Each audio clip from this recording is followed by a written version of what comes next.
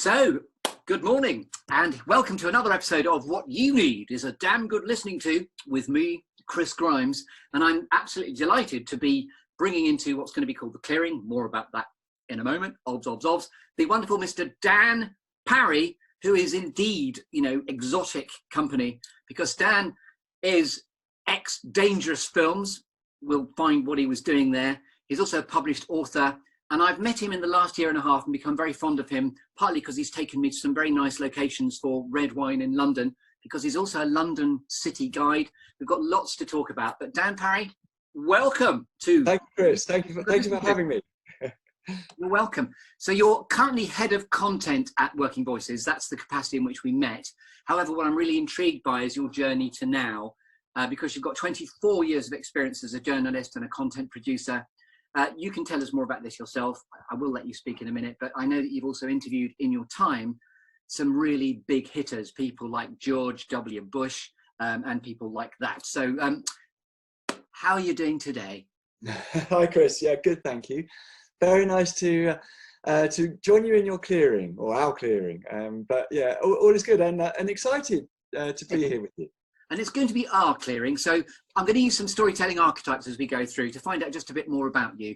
Why this idea came about during lockdown was to just amplify the voice and the personality of Working Voices. But what's quite exciting is I'm hoping this can go on a bit of an open road of my own version of Desert Island Discs because of the sort of storytelling archetypes along the way.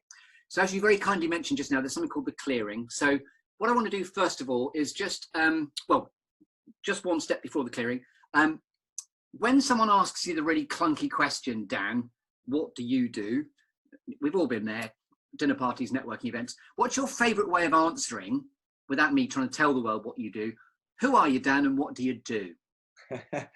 Well, that's a very good question. I have it written on a small piece of paper in my pocket for emergencies, along with my name written in my label as well. It's some habits die hard. Yeah, it's a good question. It's evolved over many years.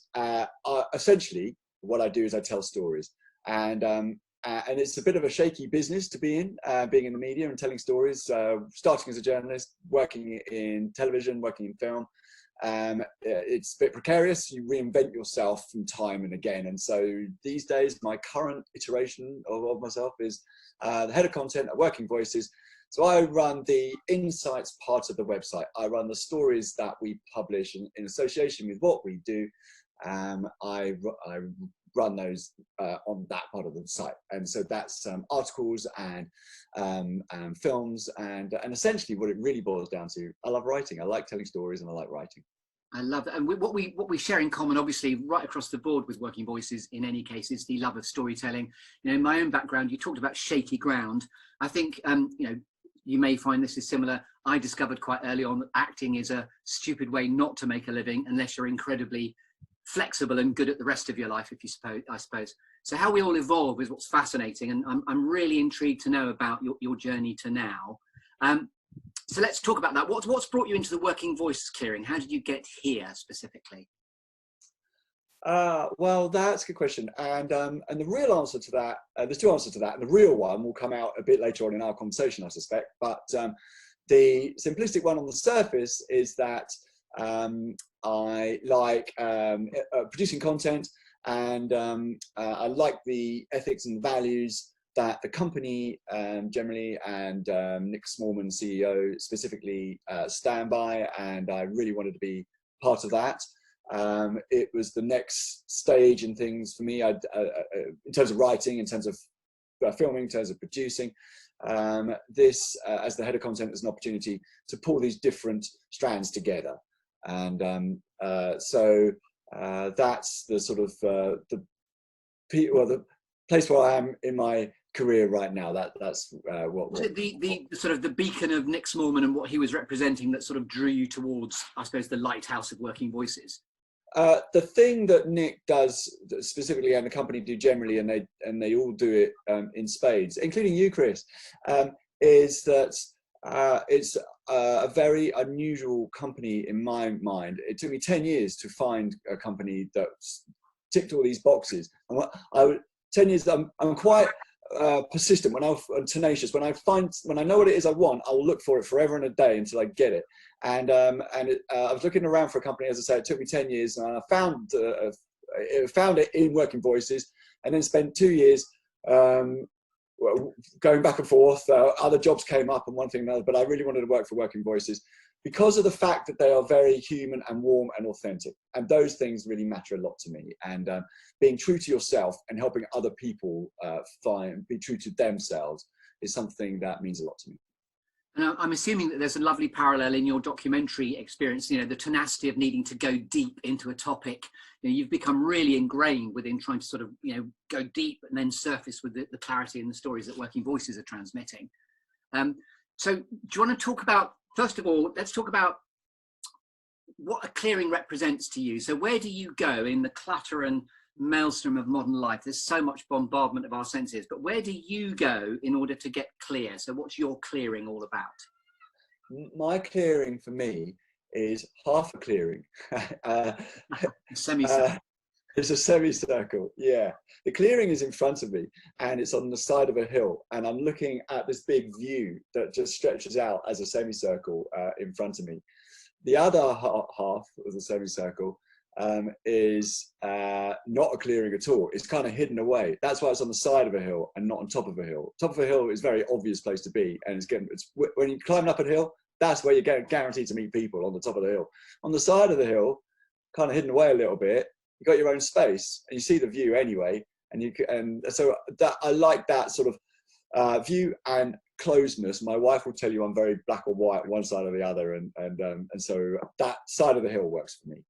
I can relate to that. There's a hill that I like called Bray Hill in Cornwall, which overlooks Padstow Bay, if you like. And I too, it's quite a big escarpment to go up. It's not that epic, but I too like to stop halfway and look back and beyond. So I relate to that. And there's almost a sort of, it's like a cave that you could go into. There's a big divot where there was I think a slate mine in the side. So there are definitely little nooks you can hide in where you can get your own space and contemplate. Perfect. That's exactly the same. Yeah. Lovely. So here we are in the clearing, and we're going to shake your tree because there's a tree there, and we're going to shake the tree to see which apples fall out. So I'm giving you the first storytelling archetype. Now, before we spoke, I sent you the instructions about an exercise that you've taken. It's called 5, 4, 3, 2, 1. So Dan, I've invited you to take about 5 minutes, or as long as you needed, and thank you for doing that for me, to think about 4 things that have shaped you, 3 things that inspire you, 2 things that really grab your attention, and 1 quirky or unusual fact about you, Mr. Dan Parry, that we couldn't possibly know until you tell us. So in shaking your tree, you don't have to download or data dump the entire exercise there, but which element of that tree, you know, which apples, how'd you like them apples, would you first like to talk about? I think probably the first one is telling a story. That's my one of my biggest apples, Chris, is telling a story, and I think that shapes, well, it is who I am, and it's consequently shaped what I do. Okay, and what are your favourite types of story? And we can go way off the Working Voices domain. We'll find out, because you are a writer of a book which was it's called Moonshot. I looked into that, and it was about mankind's greatest adventure. Obviously, Neil Armstrong and the moon landing. So, was that your? Well, that's a book you've written, so that must have been pretty important to you. Yeah. So, in terms of telling stories, and writing, and that's where it culminated in. I started out after uni. I did a journalism course, and I worked in local radio for 3 years, and I worked in BBC News and TV Centre for 5 years. So 8 years with the BBC, and then I worked for an independent TV company for about 10 years making films, and then another 5 years at the BBC making films for them, and then worked as freelance for some pretty big international directors, and that was all very good. So lots of different stories over time. Worked on space stories, space films for about 7 years, back and forth to NASA in Houston, and bit of time in NASA in HQ in Washington. Obviously Neil Armstrong in person. Yeah, so I I started. I was working on space films around about 2000. Working towards 2009, which was the 50th anniversary of NASA, Right. and I was working on a drama for ITV and some documentaries for other channels in the UK and in the US. And as part of that, I met probably 20 or 30 astronauts, and some of them in short interviews, some of them I spent 2 or 3 days with, and some of the modern young'uns working in the shuttle, as it was, and some of them are the old and bold. So there were 12 people that walked on the moon. I met 9 of them. I'm the only person in the world who got an interview with Neil Armstrong in the last 20 years of his life, TV interview. And as you say, I've written 3 books, and the third one was called Moonshots, and it's the inside story of Apollo 11. I love that expression, old and bold. You're talking about those that were, as you say, the few that have done the small step for man, huge step for mankind. And of course, to meet the man himself must have been very thrilling. I'm jumping about your career a bit. You've also interviewed George W. Bush. I don't know that story, but I'm assuming that wasn't just you taking a cheeky trip whilst you were working for NASA in Houston. So how many years, or what's the timeline of when you interviewed George W.? So the first thing, just to be clear, it's George H.W. So that's the 41st president. That's George W.'s dad. And and it was it's funny you say that. Actually, it was a short hop, because being in Houston and interviewing astronauts and working at the what is now the Johnson Space Center, and Bush's office was in downtown Houston, so up the road. So we went and interviewed him there, in connection with a film that we were making about space shuttles, and particularly Challenger.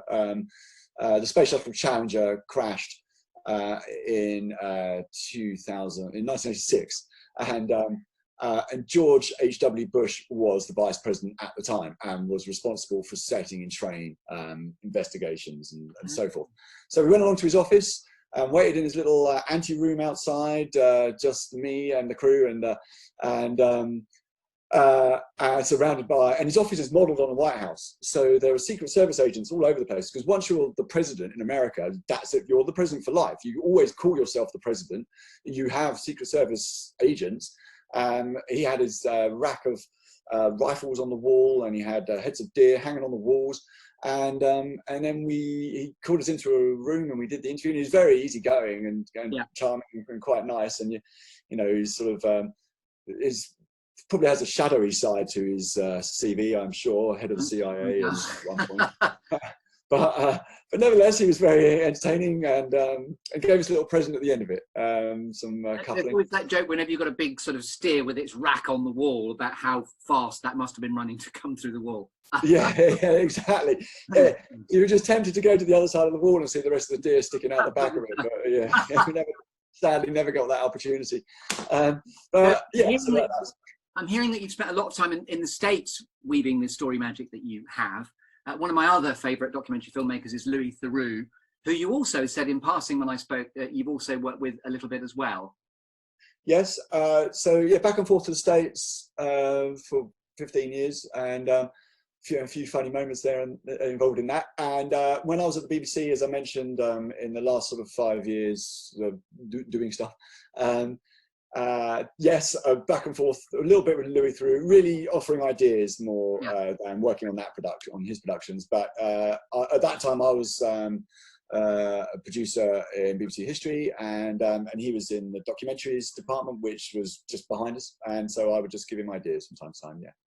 And forgive me for sort of doing a bit of a sort of skim around. The other thing I was really excited to talk to you about was the fact you worked with Peter Kaminsky, who I assume was the director of Wolf Hall. It was just Wolf Hall that grabbed me, because Mark Rylance is my all-time favourite actor, partly because of his use of silence, which is quite helpful when talking to people about how we experience gravitas and authority through the use of silence. So anything you'd like to tell me about? I mean, have you met Mark Rylance is my question. No. When you watch a factual drama, and and there are plenty of examples that are around on TV and film all the time, and and when you're watching the true story of someone, a classic example might be the Salisbury poisonings, the story of the Skripals and the poison there in Salisbury, and there was a 3-part series that went out on the BBC a couple of weeks back, and that was just the sort of thing I would have worked on. In fact, I would have worked on that one because I was working for the producers who made it when I left.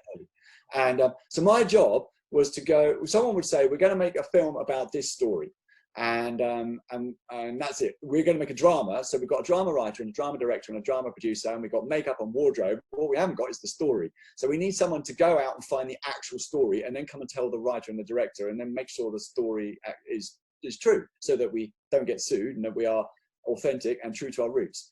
Being authentic and true to our roots, that's the thing I was saying before that's important to me.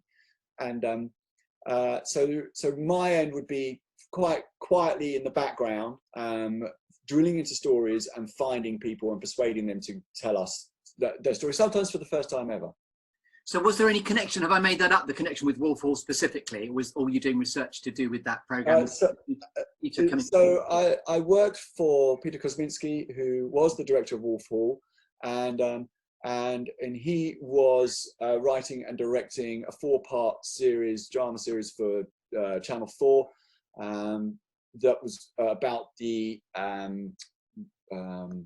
international war crimes investigations in former Yugoslavia. So I was chasing. You know the quirks of Zoom. I've got a bin lorry that's arriving. Can you hear it? Because I'll just I can't. If I leave the screen briefly, just bear with. Okay. That should hopefully. It was seagulls yesterday. I was on a call with Charlie Schroeder, and it was seagulls. So right. Quirks of modern Zoom. Yeah, right. You were saying. So I was saying that working on a 4-part series for Channel 4 with Peter Kosminski about the international war crimes in the former Yugoslavia. And my job was to find, there were 161 war criminals, and we know how 159 of them were found and captured, mainly by the SAS and Special Forces. My job was to go and find members of Special Forces, the SAS and others, and spies, and find out who these people were, these people who were arrested, and how they were arrested. And we did that for everybody with the exception of 2. And that was Karadzic and Mladic. And that took me a year to find out how they were arrested. And I have a few secrets that I found because working at that level. And so I know how they were found and arrested, but I'm not allowed to tell anybody. Wow. And that was a little hairy, working with those sorts of people, and that's one of the reasons I wanted to move on from. I've got a young family, and I wanted to move on from that kind of world. Sometimes. And by the way, was that the sort of remit in the brief of Dangerous Films? Was it this idea of you're going to go rogue and go a bit off-piste, if you like, in order to really immerse yourself? Yes. So at Dangerous Films, which was a small independent TV company operating in London, and I was the head of research there for 10 years. And I wrote my 3 books there in association with films that we were making. And a film might be most films we were making, they were 90-minute films. They were for 4 or 5 different channels around the world. They would have a budget of between £4 and £6 million. They would take 2 years to make, and they would involve dozens of people. Dangerous Films itself only had 8 people or so, and we would just bring people in as and when we needed them. And my job was to spend that year or so going out and finding all the people involved in the story that we were making, whether it was about 9/11 or D-Day or the death of Diana, or landing on the moon, or about pirates and Blackbeard, to find the absolute truth, and then find a way of telling that story. And mentioning pirates there, you don't mean Somali pirates, you mentioned Blackbeard, so we're talking about the history of piracy, is that right? Or yes, that's right. So the history of pirates and finding things. So finding the truth, finding things that pirates are not. Pirates are not big on accountancy and spreadsheets and saving. They don't bury their treasure. Are they not? No. So they don't bury treasure. They don't have treasure maps. They basically drank a lot, and spent it the minute they got it. Pirate treasure is not gold coins and silver coins. Usually pirate treasure is food and bales of hay and clothes. It's a lot more simplistic. You go on a sort of epic quest to dob them into their accountants and bring them back to HMRC. Every time they didn't fill out a spreadsheet or do their tax returns, I was right on. And pirates, what pirates are, that we might forget, is they're expert sailors. They had to be better than everybody else because they're trying to capture everybody else. And pirates are the first example of modern democracy in the Western world, because they had a big crew. Maybe a merchant ship would have 10 people and pirate ship would have 100 people, and they'd operate as a democracy. Which, Dan, do you happen to know, with all your research, why pirates are called pirates? Yes. Because they are. Because what? Well, it's a joke. I can't resist. Because they are. Because they are. Yeah, very good. Yeah. We're going to give an intelligent answer there, and I'm sorry to have trashed it. No, I'm enjoying that. Was it Robert Newton who was? Here's a couple of stories for you. There was. Is it Robert Newton? Is that his name? He was an actor from Bristol, and he played the first representation of Blackbeard on screen. And because he came from Bristol, so he had a Bristolian accent and spoke like that. Well, Chris, you'll do a better version. You're from Bristol, but he spoke with a Bristol R, and that's why all pirates these days are said to speak with an R. Gosh, that's amazing. Because also in the history of lockdown, we've also had that very similar moment when the statue of Edward Colston, Yes. history here was sort of in classic promenade theatre. The statue was felled, a bit like Saddam Hussein's back in the day, and it was rolled towards the harbour and then plopped in. And it's harbouring a well-known criminal. Oh, there we go. See what you did there. Yeah, it's the same story as the Neanderthals. We always, my kids imagine cavemen walk with a stoop and drop their knuckles on the ground. That's because the very first skeleton that we found of a Neanderthal had a back condition and was bent over. Okay. So there's always an explanation. Scoliosis or whatever it's called. Yeah, that's right. Yeah. By the way, your love of storytelling and your love of history is so clear. I mean, honestly, we could talk for years, and indeed, I hope that we sincerely do. Just tell me a bit about you being a London city guy, because I remember in one of the first times we met, and we were going to talk about doing a bit of a podcast that you were thinking of doing. And you took me to a lovely pub. I had a lovely big glass of red wine that you bought, you lovely man. And we were sitting in an ancient cockfighting pit in a pub. And we were just in a divot, as far as I knew. But then you told me the story. Yeah, so I'm a qualified guide in the City of London and also a guide in Westminster. In Westminster, I do walks on MI6 and MI5. And the real James Bonds, and in the city I do various walks, Great Fire of London, but my real passion is for historic pubs, and that was the I think it was the Cock Tavern, and in Clearly in the title now, I'm getting that. Yeah, the title, yeah, exactly. The story of the Cock Tavern. It's not just a lot of people got a bit pissed, and everyone said, "Look at those." Anyway. Yeah, and then. But there's another one that we've got to go to next time. Oh, I know, I took you there actually, Chris. Yeah, another time we went to another pub, Ye Old Wine Shades, that is brilliant and has a secret tunnel. It survived the Great Fire of London and has a secret tunnel connecting down to the river where merchants would bring barrels of brandy up into the pub to evade taxes. And that tunnel, you can see it down in the cellars of the pub. It was all bricked in now, but you can see where it was. I love the fact, again, there's a recurring theme there of you just gagging to dob people into the tax man for not filling out the right position. Yeah, I'd be rumbled, sorry. No, beautiful. So thank you so much for if you've just tuned in, you're watching what you need is a damn good listening to with me, Chris Grimes, and this is the lovely Dan Parry, who's head of content at Working Voices. Let's talk about, in a nutshell then, here we are in the clearing. Is there anything else you'd like to tell us in the apples that we're shaking about here? My four things were so I liked telling a story. The things that have shaped me, telling a story. We talked about people. I love understanding people. Yeah. And I love being outside, and that's a big important thing to me. And then another thing was just in my life when I was at uni, I stopped talking I couldn't talk very well for about 2 or 3 years. And then I spent a few years unpicking that and finding out why. And that was just childhood stuff. But that has shaped me for in my adult life. So those are the things that have shaped me. And by the way, that's going back a good few minutes now, but why I love Mark Rylance so well, I don't know if you've ever listened to his Desert Island Discs, but he was apparently mute for most of his early life until he was about 4 years old, which interestingly now has made him an acutely good actor because of his profound ability to just listen. And so there's something really profound about the use of silence and the use of quiet. And so I'm just interested in that sort of connection in how you've journeyed towards the stories that you tell, and the journey you've been to sort of unpick why certain things have come about.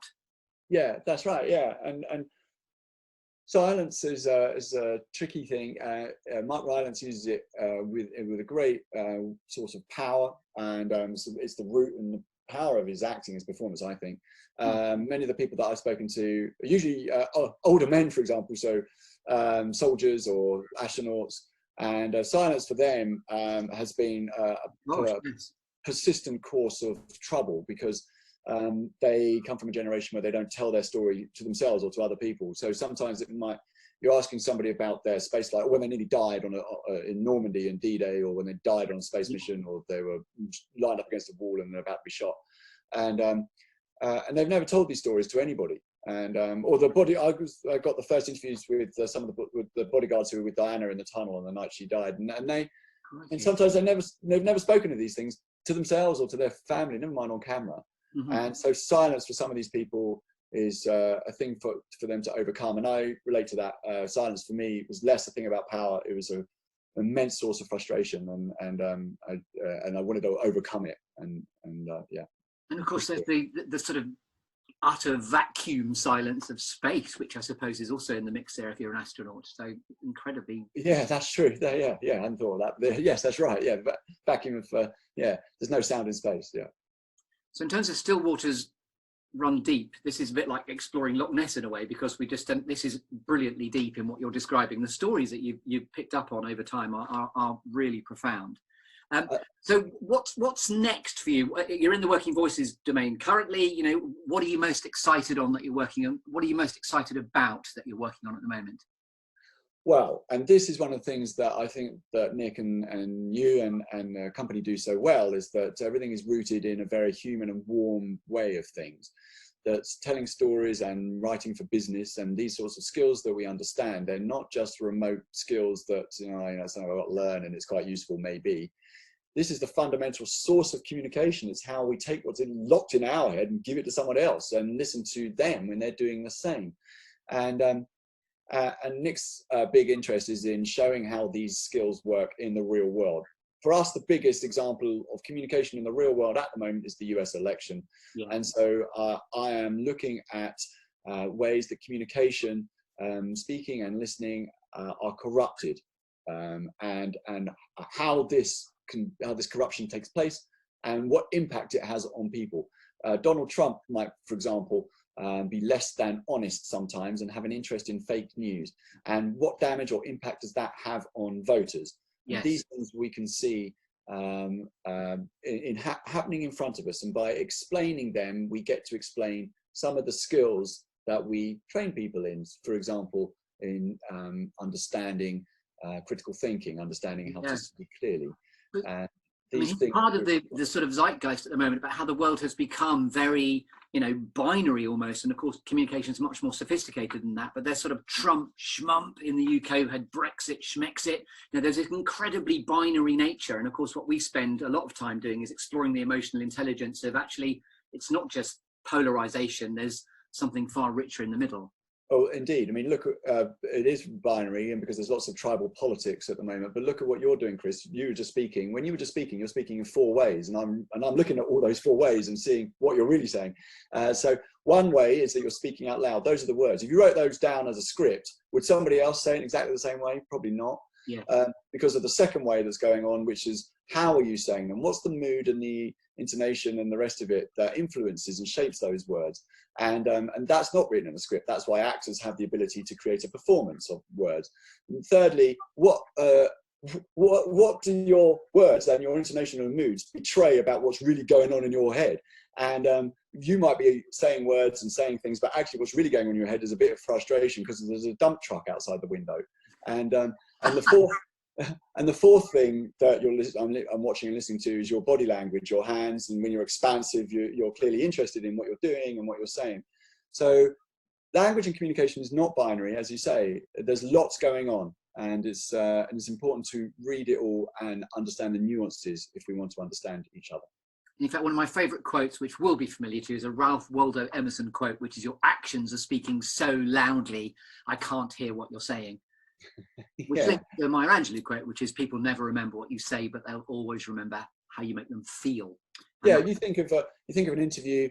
There's a famous Damon Albarn, the lead singer of Blur, interview that he gave to Jonathan Ross, where you read the words on paper, it looks like an interview that he gave to Jonathan Ross, but if you see it, you know it was radically different from all the other interviews, because the interview starts with him like this,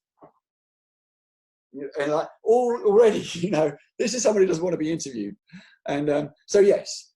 Actions speak louder than words sometimes. I gather, well, so Michael Parkinson had some famously very, very tough interviews as well, didn't he? I think Meg Ryan was a sort of famous example of that. I think that was the interviewer. Yeah, so I enjoy understanding people and reading who they are and what they're saying in order to put them at their ease and get from them the story that I'm interested in and I want to tell other people. Now, bringing you back to the clearing, and this has been such an interesting conversation, I'd like to now award you with a metaphorical cake, Dan Parry, and I'm going to invite you to put a cherry on the cake. When you're really in your sweet spot of being a storyteller, whether that's journalistically, as a documentary filmmaker, or working for Working Voices, what is it you most like to help people with? What's the cherry on the cake that you'd like to impart? I think that I want to be able to help people with is to say that when you are telling a story, whether you're writing something or trying to have a difficult conversation with someone, there's a lot of thoughts and a lot of things that you're trying to coalesce and trying to bring together, and you can see it in writing especially, and sometimes the hardest thing about all of that is where to start, so that you put yourself on the right footing, so you go in the right direction, so that you make sure the person understands what it is you're saying, but doesn't get upset, or you don't get upset in the process sometimes. And if it's a difficult conversation, or if you're not saying everything you want to be saying, or ultimately you want to make sure they understand you. And the best way really is to, when you finish writing something, just take a look at the last line and stick that at the top. And or if you're short of time and you're reading an article, just jump to the last line. Because by the time you've written something or said something or worked it out, it's all coalesced together and you run out of time and space. Yeah. And so everything coalesces together beautifully and crystallized in that last line and last thought. If you can start there, that's the best way to begin a story. And one of our esteemed colleagues, Charlie Schroeder, by the way, has just done a film on YouTube, which is exactly about that bottom line on top, which is a top tip we like to expound upon. So in summary, it's bottom line on top. And what I've really read between the lines, what you're all about is it's all about the relationship stupid, which is one of my favorite quotes. Dan Parry, it's been an absolute pleasure talking to you on What You Need Is a Damn Good Listening To. Anything else you'd like to say as a final statement, Mr. Dan? Here's your bottom line on top. My bottom line on top. Yeah, no, that's I've run out of things, but you'll be delighted to hear. But no, Chris, I very much enjoyed talking to you, and as I say, thank you very much for having me in your clearing. You're very welcome. It's been a joy having you here, and I'm going to find the button now, which I can't seem to find. This is good, isn't it? Oh, here we go, and we're about to stop. Good night.